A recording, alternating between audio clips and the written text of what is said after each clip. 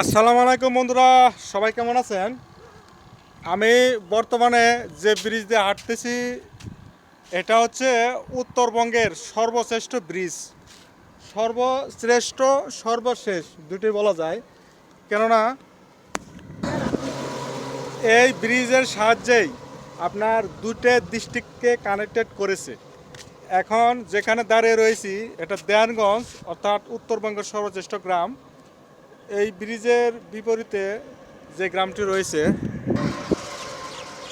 এই ব্রিজের নিচ দিয়ে যে আপনার খোলা জায়গাটা বয়ে গেছে দেখতে পারতেছেন, এটা কিন্তু ব্রহ্মপুত্র নদী। দেখেন নেদুর বর্তমান অবস্থাটা কেমন। আমার পেছন দিয়ে যে পুরোটাই সবুজ দেখা যাচ্ছে, একর কে একর লক্ষ লক্ষ একর জায়গা, এটা কিন্তু পুরোটাই ব্রহ্মপুত্র নদী। অর্থাৎ এই ব্রহ্মপুত্র নদী কিন্তু আপনার এখন বর্তমানে দেয়ানগঞ্জ, এটা দেয়ানগঞ্জ থেকে আপনার জামালপুর হয়ে ময়মনসিংহ হয়ে আরও দক্ষিণে চলে গেছে। চিন্তা করতে পারতেছেন ব্রহ্মপুত্র নদীর কতটা ব্যাপক বিস্তৃত। আর একটা কথা বলা হচ্ছে যে, একটা জিনিস আপনারা হয়তো অনেকেই জানেন না, এটা হচ্ছে উত্তরবঙ্গের সর্বশ্রেষ্ঠ গ্রাম। এটা হচ্ছে দেয়ানগঞ্জ। বর্তমানে এটা একটা থানা, এর বিভাগ হচ্ছে ময়মনসিংহ বিভাগ। আগে ছিল জামালপুর ডিস্ট্রিক্ট, এখন ময়মনসিংহ বিভাগের আন্ডারে এটা পড়ে গেছে। একটা জিনিস খেয়াল করলে করতে পারবেন, এই ব্রিজ দিয়েই আপনার বকশীগঞ্জ, এই ব্রিজ দিয়ে আপনার বকশীগঞ্জ জেলাতে যাওয়া যাবে। আর একটা কথা যদি বলে রাখি, শুধু বকশীগঞ্জ নয়, আপনার যে শেরপুর, এরপর যে লাল চাপড়া, যে গজমির যে পাহাড়গুলো রয়েছে, ওটা কিন্তু আমার ঠিক এই দিকেই পড়বে। হ্যাঁ, হাতের এই দিক অর্থাৎ বকশীগঞ্জ, হাতের এই দিকে মানে পশ্চিম দিক, পশ্চিমে বোঝাচ্ছি আর কি। ওই আপনার ওইটার ঠিক বিপরীতে, মানে আরও 60 থেকে 70 কিলোমিটার যদি আমরা রাস্তায় বাই রোডে চলাফেরা করি বা বাই রোডে যাই, যেমন ধরুন বাইক নিয়ে গেলে আপনার সাধারণত 50 থেকে 60 মিনিট সময় লাগবে।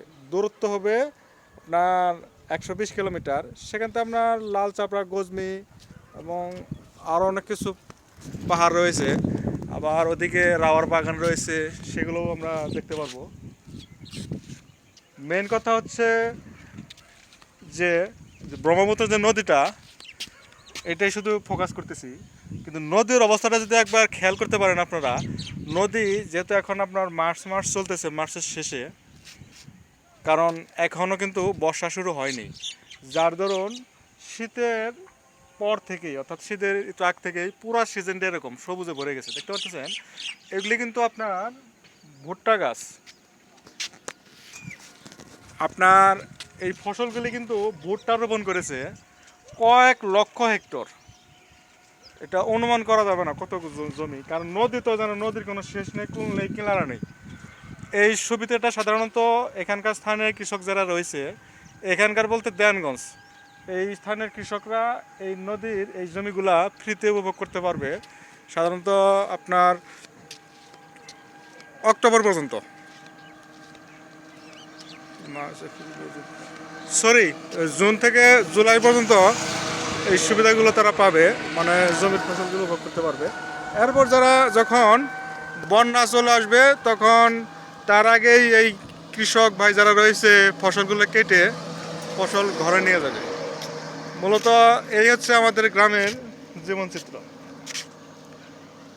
বর্তমানে আমি যে এই পোলাকান্দি ব্রিজটা হাঁটতেছি, এটার দৈর্ঘ্য কিন্তু আপনার হবে 20 ফিটের মতো, আর প্রস্থ হবে আপনার হাফ কিলোমিটার হবে আর কি, মানে হাফ কিলো লম্বা পুরোটা। এই যে দেখুন ব্রিজ অবস্থা, পুরোটা একদম সবুজে ঘেরা দেখতে পাচ্ছেন বন্ধুরা। ওই আমার সুদূর পিছনে যত দূর ক্যামেরা দেখতে পারতেছেন, এটা পুরোটাই ব্রহ্মপুত্র নদী। এই হলো ব্রহ্মপুত্র নদী, এই হলো অবস্থা। আর আমার এই পাশে এগুলি সবই ভুট্টা গাছ রোপণ করেছে। ভুট্টাতে সাধারণত আপনার লাভজনক একটু বেশি, কারণ এটাতে আপনার সময় মতো ফসলে সেচ দিতে হয় না, সার দিতে হয় না, নিড়ানি দিতে হয় না, মানে কোনোটাই করতে হয় না, খালি শুধু লাগিয়ে দিলে হয়ে যায়। এই দেখুন এই ভুট্টা ক্ষেত যে লাগিয়েছে এটা কিন্তু ব্রহ্মপুত্র নদীর তল দেশ। এই দেখুন এই পুরোটাই ব্রহ্মপুত্র নদী, দেখতে পাচ্ছেন এই পুরোটাই ব্রহ্মপুত্র নদী।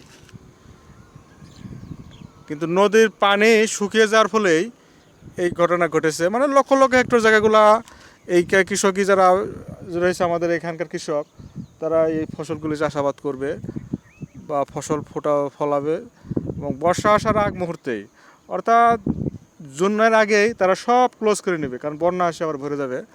মূলত এই হচ্ছে আমাদের উত্তরবঙ্গের সর্বশ্রেষ্ঠ গ্রামের প্রাকৃতিক ভিউ। তো বন্ধুরা, যদি আপনাদের ভিডিওটি ভালো লেগে থাকলে চ্যানেলটি সাবস্ক্রাইব করতে ভুলবেন না। ধন্যবাদ সবাইকে।